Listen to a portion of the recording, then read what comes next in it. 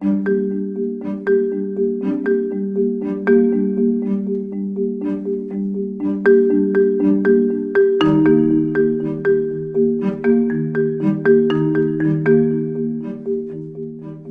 le prana? Le prana est arrivé dans ma vie progressivement parce que j'ai toujours été attiré par les questions existentielles de pourquoi la vie, pourquoi la mort, qu'est-ce qu'il y a avant, qu'est-ce qu'il y a après. Je me suis toujours posé beaucoup de questions existentielles et puis d'avoir des expériences très jeunes, vers l'âge de 5-6 ans, dans mon lit, de me sentir dilaté, gonflé, devenir aussi grand que la chambre. C'est ce que les psychiatres appellent phénomène hypnagogique. Ou de devenir minuscule, comme une tête d'épingle. Donc c'est des états modifiés de conscience que j'ai vécu très tôt. Et puis de m'interroger sur tout ça depuis toujours. Progressivement de devenir professionnel santé, infirmier. Progressivement de me former et de pratiquer les soins énergétiques, d'enseigner les soins énergétiques. Et puis la question, fin 2011, avec le DVD Lumière, de me demander s'il était possible aussi de m'en nourrir à mon niveau. Voilà, donc il y a eu un cheminement conscient, volontaire, professionnel, personnel vers le prana. Et puis il y a eu des choses moins volontaires avec des rêves et des visions qui m'ont amené sur cette évidence de cette nourriture énergétique, progressivement à partir de 2012.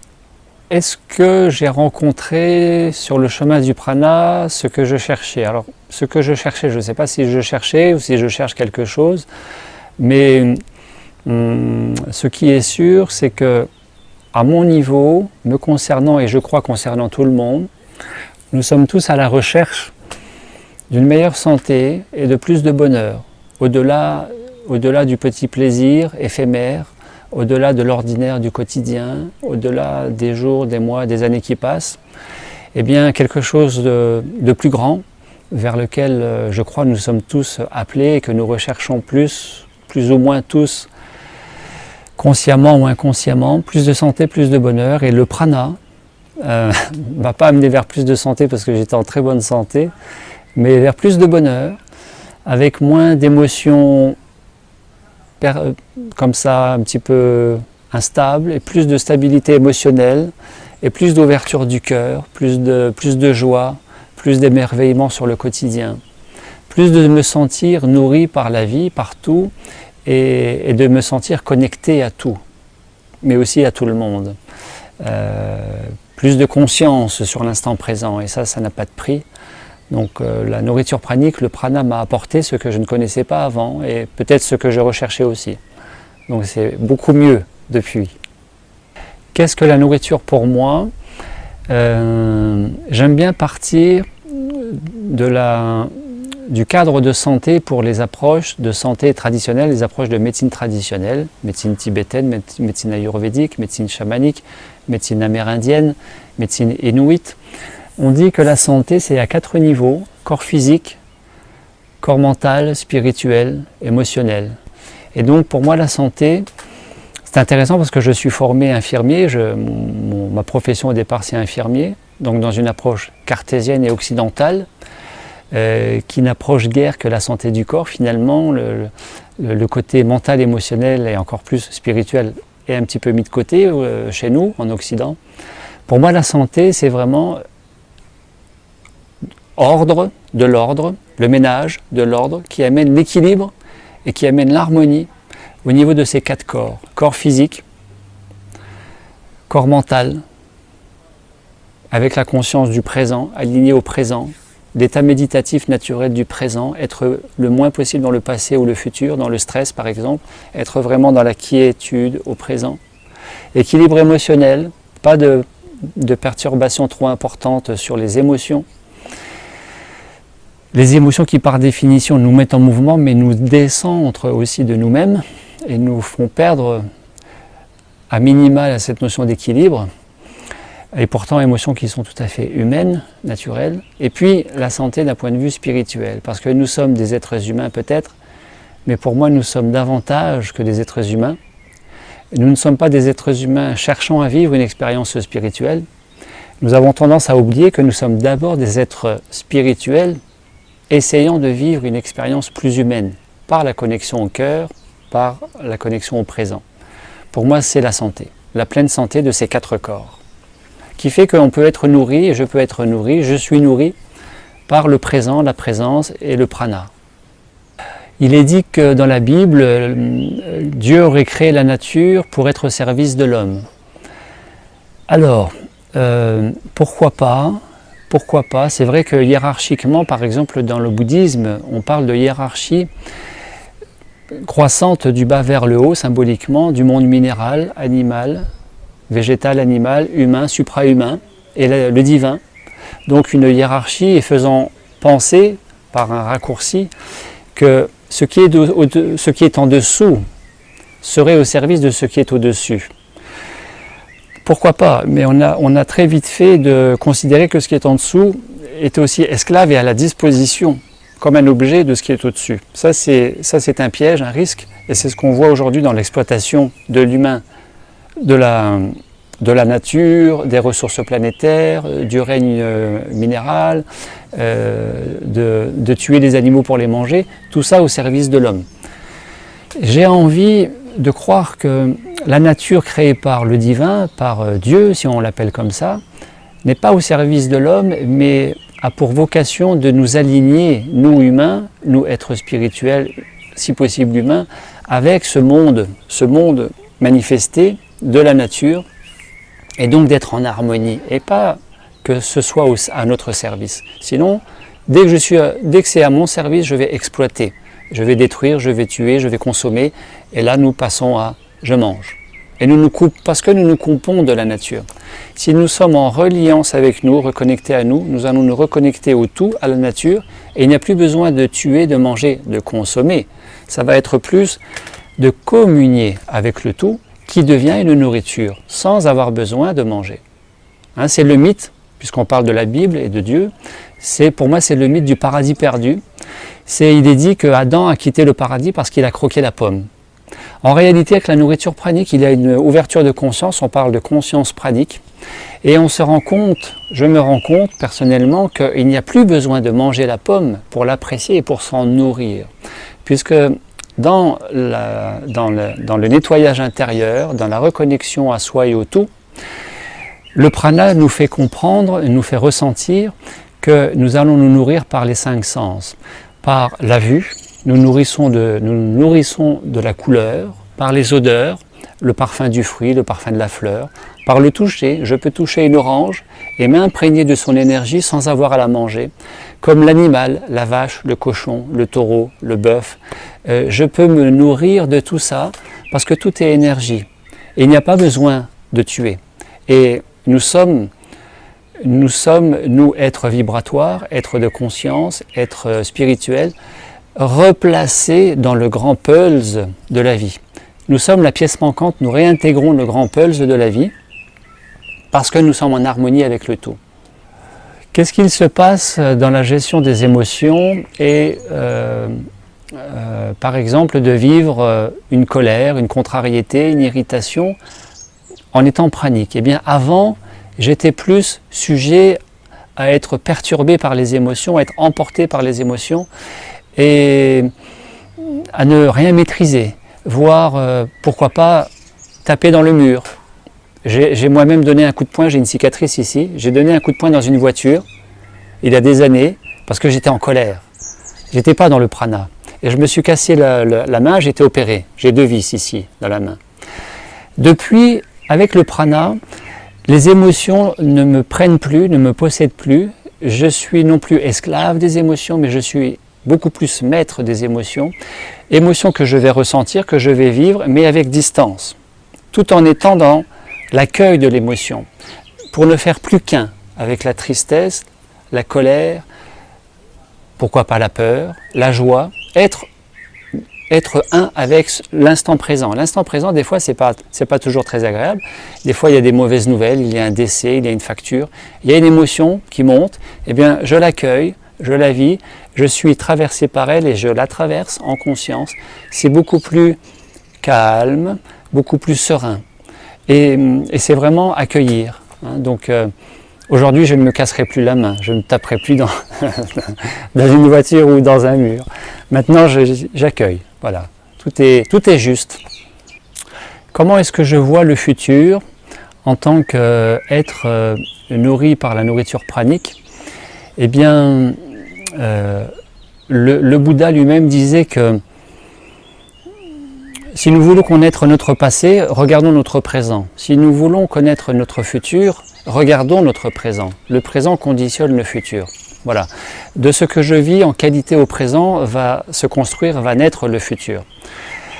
À côté de ça, il y a une mesure scientifique, la résonance de Schumann, qui dit que la fréquence électromagnétique de la planète monte et que nous sommes invités à monter en fréquence. Donc être de plus en plus dans l'énergie, dans la vibration et dans la conscience. Ça veut dire nous dédensifier de trop de lourdeur physique et de schémas limitant au niveau du mental pour libérer la conscience et être dans le tout, nourri par le tout. Autrement dit, beaucoup de gens cherchent la spiritualité, mais la spiritualité pour moi elle est ici et maintenant dans le corps. Autrement dit, je peux matérialiser la spiritualité. Mais pour ça, il faut aussi spiritualiser la matière. Si je spiritualise la matière avec le prana qui nourrit très bien, parfaitement bien, les 4 corps, physique, mental, émotionnel, spirituel, le futur, mon futur, c'est ici et maintenant, il n'y a que ça qui soit important. Mais en termes d'évolution de la planète, évolution de la conscience humaine, évolution des mentalités, nous sommes tous amenés de toute manière. Pour moi, c'est ma conviction. C'est ce que je vis au quotidien. Nous sommes tous amenés, nous qui sommes tous des étincelles différentes issues d'une même flamme, à retourner à cette flamme, à retourner à la source. Nous avons descendu dans la matière. Pour moi, le futur, c'est retourner à la source en nous dédensifiant de cette matière. Comment? En la spiritualisant, en mettant l'énergie dans la matière, ici et maintenant, au travers du corps. Pour moi, le futur, il est déjà là. C'est une conscience déployée, reconnectée au cœur, qui fait que nous pouvons véritablement dire que nous sommes des êtres spirituels vivant une expérience humaine. C'est-à-dire, il n'y a plus de maltraitance, d'exploitation de la nature ou des animaux. Il n'y a plus « je mange plutôt que je me nourris ». Bien au contraire, c'est « je suis le tout, je me nourris du tout ». Sans le consommer, sans le détruire, en le respectant. Nous sommes harmonie. Il y a le yin et le yang, homme-femme. Eh bien, il y a l'être spirituel, l'être pranique, qui est aussi le tout, yin-yang, avec le tout, avec la nature. Au présent et donc au futur. Le futur, il est déjà là. Est-ce qu'il est possible de travailler, de mener une vie ordinaire, intense, comme avant le prana, mais en étant pranique? Eh bien, moi je peux en parler, je peux dire ce que je vis. Je vis la vie tout à fait ordinaire que je vivais avant. Je travaille beaucoup, je suis à mon compte, donc je ne suis pas salarié, je ne fais pas 7 heures ou 8 heures par jour. Je travaille 6 à 7 jours par semaine. Je conduis la voiture. Je fais plusieurs centaines de kilomètres régulièrement, au moins une fois par mois. Je fais 1000 km aller-retour, je fais 2000 km par mois en voiture pour les conférences, les stages, les manifestations. Je ne suis pas fatigué. À côté de ça, je fais du sport, je fais de la compétition, je pratique la danse plusieurs heures par semaine et je dors très peu, 3 à 4 heures par nuit. Je ne suis jamais malade, je trouve que je fonctionne encore mieux qu'avant au niveau mental, intellectuel. Je lis plus vite, je comprends plus vite, je travaille mieux, je travaille plus vite. Tout est beaucoup plus facile. Et on peut véritablement avoir la vie qu'on avait avant, en plus de travailler autant s'il y a besoin, en plus d'assurer toutes les contraintes qu'il y avait avant, beaucoup plus facilement, mais à la différence que le prana, et la conscience libérée par le prana, avec cet alignement physique, mental, émotionnel, ouverture spirituelle, fait que, personnellement, je pourrais parler que pour moi, la vie n'est plus tridimensionnelle, elle est multidimensionnelle. Et ce que je croyais être la vie en couleur, Maintenant, elle est véritablement en couleur, c'est vraiment la vie des 7 couleurs de l'arc-en-ciel, et je me rends compte maintenant qu'avant, finalement la vie elle était que en noir et blanc. Je croyais qu'elle était en couleur, mais elle n'était que en noir et blanc. Voilà, donc c'est vraiment autre chose. C'est vraiment l'instant présent, la conscience, et expliquer ça avec le mental, avec les mots, c'est pas toujours facile. Qu'est-ce qu'il pourrait manquer de toutes les vidéos que vous voyez sur Internet, sur Google, sur YouTube, sur Vimeo, sur tous les réseaux sociaux? Qu'est-ce qu'il pourrait manquer que vous voyez, que je vois aussi, puisque je regarde ce qu'il se passe? Personnellement, je trouve qu'il manque ce côté comment faire. Comment faire, puisque le piège dans la nourriture pranique, c'est qu'on nous croyons qu'il faut faire quelque chose pour être pranique. En réalité, il n'y a rien à faire. En réalité, c'est juste être. Être, ça veut dire quoi? Parce que c'est ça la conscience, c'est pas je fais, c'est je suis. Je peux faire, mais si je fais mécaniquement, mentalement, automatiquement comme un robot, ça ne sert pas à grand chose. Si je fais dans la conscience d'être aligné avec moi-même, eh bien, ce faire devient dimensionnel, devient une nourriture, et de me rendre compte que aussi avec le être aligné avec soi, ce faire devient aussi un laisser-faire. Pour arriver à ça, et je trouve que c'est ça qui manque dans les vidéos, j'aime bien aborder le côté comment faire, comment laisser faire, comment être. En réalité, il faut être dans les trois là, et comment tout simplement être le plus possible aligné avec soi, physique, mental, émotionnel, à partir de l'écoute et du ressenti intérieur. Plus je suis dans ma tête, moins je suis à l'écoute et plus je suis hors de moi, à l'extérieur de moi. Par exemple, les émotions. Ex movere, I, motion, mouvement, mais mouvement, action, déconnecté de soi. Se recentrer, être le plus souvent là, jour et nuit, à l'écoute, en observation et dans le ressenti de mes différents corps, physique, mental, émotionnel. Je trouve que c'est ça qui manque le plus, ce qui permet finalement d'arriver à la nourriture pranique, quelles que soient les techniques, les méthodes que l'on peut découvrir et qui peuvent être très bonnes aussi. Très simplement, pour la personne qui se pose des questions derrière l'écran, comme vous, maintenant, comment faire pour être plus libre, plus heureux, plus conscient, plus en santé? Eh bien, je vais écouter et respecter les besoins de mon corps physique. Si mon corps physique a faim, je mange, mais en conscience, et donc là je me nourris. Si mon corps physique n'a pas faim, pourquoi manger? Je n'ai pas besoin de manger. Je peux me nourrir d'autres choses. De la vue, des odeurs, du toucher, des sentiments, simplement. Et nourrir le corps émotionnel, des émotions positives ou favorables, qui sont véritablement nourrissantes et qui ne privent pas de l'énergie ou qui ne pompent pas d'autant d'énergie, comme par exemple les émotions de tristesse, peur, colère. Il vaut mieux favoriser, privilégier, se nourrir des émotions de la joie, de l'amour. C'est beaucoup mieux. Donc cultiver ces émotions, cultiver le mental supérieur. Le mental inférieur, c'est le blablabla qui réfléchit, ça va nourrir aussi le stress et ça va pomper l'énergie avec la peur, avec la colère. Si je suis au présent, je vais me nourrir du corps mental supérieur à droite qui lui va se nourrir du silence. Parce que si je ne suis pas en silence, je ne peux pas écouter, je ne peux pas observer, je ne peux pas ressentir. Et ce silence amène de l'énergie, amène le prana. Je me nourris de cette énergie. Et là, je suis vraiment rempli.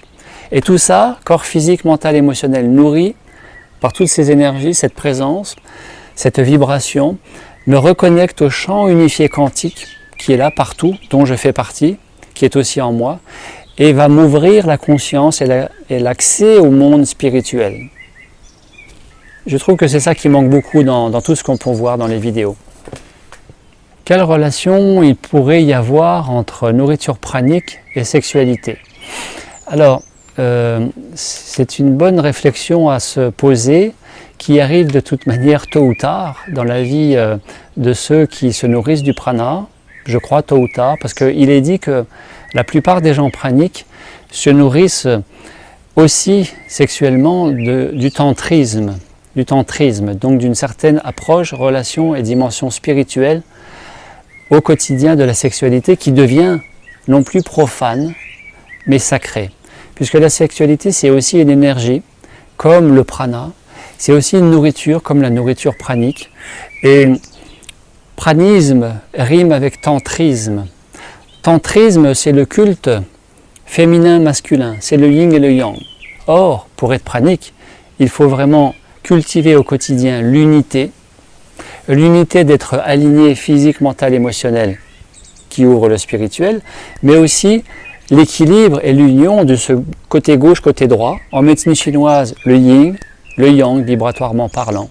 Et donc c'est incarner dans l'hygiène de vie au quotidien, incarner, cultiver le couple intérieur, le mariage parfait entre mon masculin, mon féminin, que je sois homme, que je sois femme.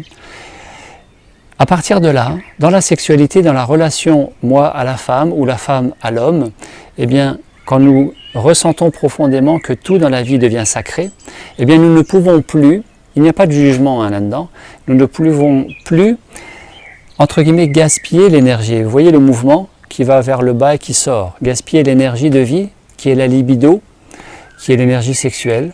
Inversement, je vais cultiver cette énergie, ce qui ne va pas m'empêcher la relation sexuelle, la communication intime avec ma partenaire, ma compagne, ou la femme avec son compagnon, bien sûr.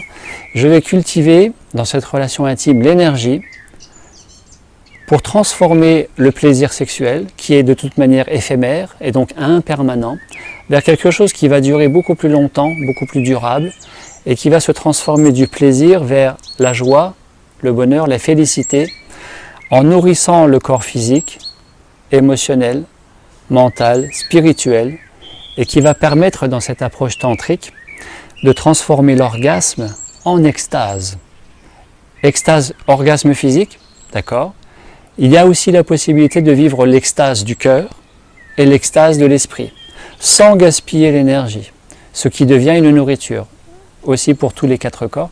Nous avons cette approche tantrique dans les Védas indiennes, où on appelle Ojas, la nourriture, l'énergie sexuelle biologique, qui peut être transformée par alchimie intérieure, par transmutation consciente, vers une énergie spirituelle qui va nourrir encore un peu plus la conscience et transformer cette notion de plaisir, sans se priver de sexualité. Qu'est-ce que vous pourriez penser de cette interview, de cette vidéo, vous qui êtes derrière votre écran?